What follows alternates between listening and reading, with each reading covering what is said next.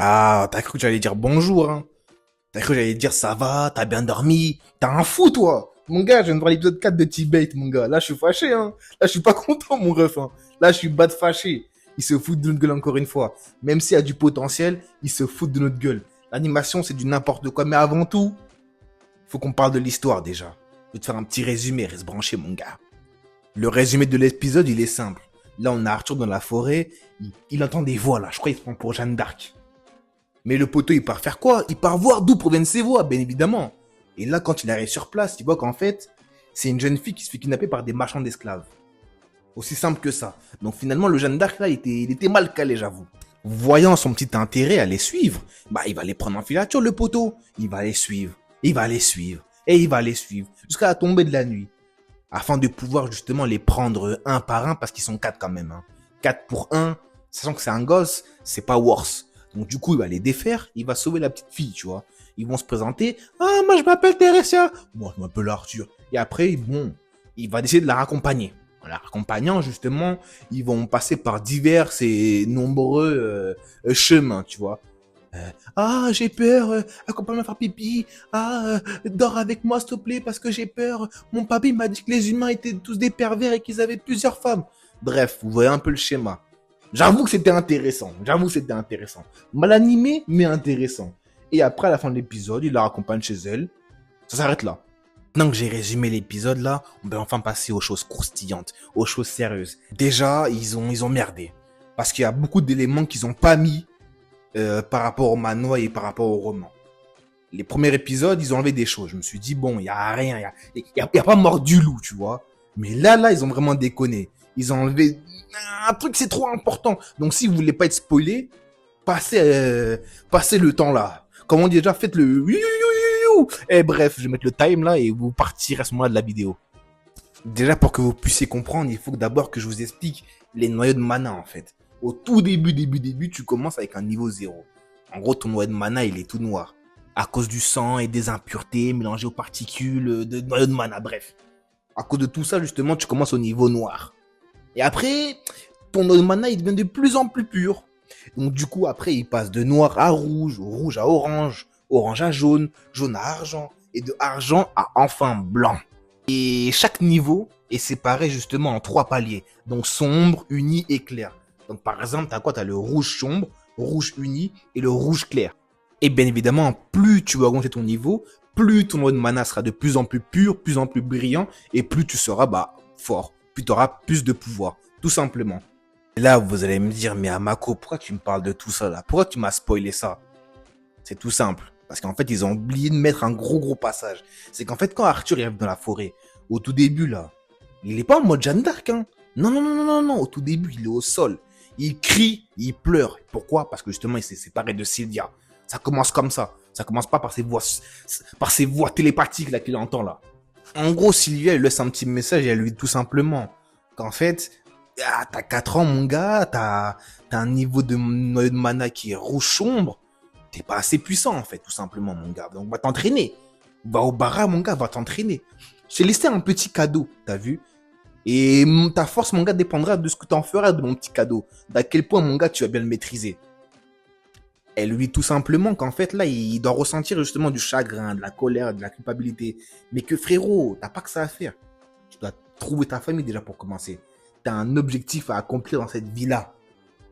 Et après, elle lui souhaite plein de bonnes choses, tu vois. Je veux que tu profites de ta joie et de l'innocence d'un enfant. Tu deviens un homme dont les parents seront fiers, très fiers, et dont elle-même sera fière. Pour à la fin lui dire, Roi Grey. Donc ouais, Sylvia était au courant. Elle était au courant qu'en fait, le poteau, c'est un réincarné qui s'appelle Grey de base. Et non pas Arthur. Je sais pas ce que vous en pensez, mais personnellement, j'avais beaucoup aimé cette scène dans le manoir. Ça m'avait bien ému, en fait. Quand j'ai vu ça, je me suis senti... Limite, c'était moi, en fait, Arthur, limite. Parce que, bien évidemment, moi, je n'avais pas vu l'animé. L'animé n'était pas encore disponible. Donc, moi, la version que j'ai vue en manoir de la relation entre lui et Sylvia, ça n'a rien à voir avec l'animé. Hein. Ça n'a rien à voir. Donc, forcément, mon cœur il a battu bien fort. J'allais oublier. Je suis un grand fou, moi aussi. Elle lui a également dit qu'en fait, elle a un second message à lui faire passer, mais qui sera accessible uniquement quand il aura atteint le niveau de noyau blanc. Donc, encore un bon bout de temps avant que on puisse revoir un message de Sylvia. Parce que là, il est que rouge. Rappelez-vous l'ordre, noir, après c'est rouge. Donc le blanc, c'est le dernier palier. Donc ça nous laisse un peu de marge. Et nous voilà vite de retour, les amis. Et sans plus attendre, animation catastrophique. C'est du grand n'importe quoi. Rappelez-vous du moment que je vous ai dit. Arthur les prend en filature. Pour nous faire comprendre que le temps s'est écoulé, ils nous font quoi? Ils nous font un chemin de bloc. Un truc chelou. Plan sur le ciel, plan sur la forêt. Plan sur le ciel, plan sur la forêt. Le temps qui change, le soleil qui commence à se coucher. Waouh! Plan sur la forêt, plan sur le ciel. Le soleil qui est au niveau du crépuscule, c'est ça non? Un truc comme ça, bref. Je me dis, mais les gars, vous déconnez les gars, c'est quoi ça? Vous me faites laquelle là? Dans le manoir, c'est pas comme ça. Et même de manière logique, vous me faites pas ça comme ça. Vous me montrez Arthur en train de sauter d'arbre en arbre, de se prendre pour un singe, pour un Saru, de se prendre pour un shinobi, like Naruto. Là, c'est quoi ça? Tu me fais des plans ciel, des plans forêt. À chaque fois, c'est quoi? On y croit, nous? Au bout d'un moment, désolé, mais il faut aller se faire foutre. Il faut savoir nous respecter. Vous avez pris T-Bates. C'est une grande responsabilité parce que c'est un des manois les plus populaires. Faites les choses bien. Faites les choses bien. Parce que là, les gars, c'est pas fini. Hein. Rappelez-vous du combat dont je vous ai parlé là. Ou plutôt là de quand il a défait les 4 petits marchands d'esclaves. Mais c'est du grand n'importe quoi, les gars. C'est quoi ça? Mais elle est où la prestance de Arthur? Je vais vous mettre les passages du manoir. Mais c'est quoi tout ça? La mise en scène est catastrophique. Je suis désolé, mais il n'y a rien de stylé. Non, franchement, en termes d'animation, il déconne pur. Il déconne pur. Mais même sans l'animation, c'est que le problème, les gars. Dans le manoir, parce que ça va être ma référence, le manoir. Je peux même vous sortir aussi le roman, si vous faites les malins avec moi. Si vous voulez qu'on se tape, là, je vous sors le roman. Dans le manoir, tu vois leur interaction, c'est kawaii, c'est mignon. Dans l'animé, justement, ils ont retenté de faire cet effet-là, mais ils ont supprimé des petits moments marrants. Et moi, je trouve ça grave dommage. C'est grave dommage. Il manquait juste ça. Juste ça. Le combat, encore, vas-y. J'allais laisser passer. Mais juste ça, quand même, les gars. C'est un minimum. Mais bref. Pour pas être trop aussi hargneux, pour pas être trop malveillant, une petite touche de bienveillance. Honnêtement, pour la partie spoiler que j'ai expliqué, ils vont le mettre plus tard. Même depuis le début, on sent bien que ils racontent de manière différente l'histoire. Là, ce qui est très très bien et ce que j'ai grave kiffé, c'est qu'à chaque fois justement les parallèles entre sa vie actuelle et sa vie d'avant. Toujours, à chaque épisode. Et c'est grave bien de voir ça. C'est ce qui manque dans beaucoup de isekai justement. Parce qu'une fois qu'ils sont isekai, c'est fini. Hein. Mis à part pour nous parler de la soupe miso, oh, Omura est kawaii. Ils font pas de passage à leur vie passée. Alors que là, avec T-Bates, ça on l'a. Dans le manoir, on l'avait pas aussitôt et pas de la même manière. Là, dans l'anime, c'est mieux fait. Là, il faut le reconnaître. Là, je mets un bon petit point. Tranquillou pilou. Donc, s'ils n'ont pas mis ces éléments-là dans les précédents épisodes, ils vont les mettre dans les prochains épisodes. Donc, soit le prochain qui arrive, ou soit celui encore d'après. Et ils ont intérêt à bien faire. Ils ont vraiment intérêt à bien faire.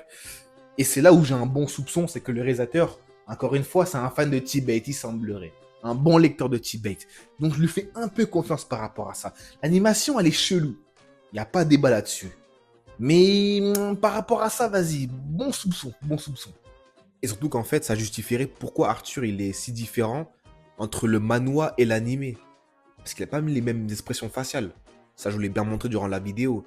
Et personnellement, je me dis que on pourrait assister à un truc intéressant. C'est ça qui me frustre encore une nouvelle fois par rapport à T-Bate, l'adaptation anime. C'est qu'il y a du potentiel. Ils peuvent largement mieux faire. Mais voilà quoi. C'est le minimum. Mais en termes d'histoire, à voir. Sur ce, les amis, arigato gozaimasu de m'avoir écouté. Attendez, je m'auto-fais rire. En tout cas, bien vu les gars de m'avoir écouté et je vous dis à une très prochaine vidéo.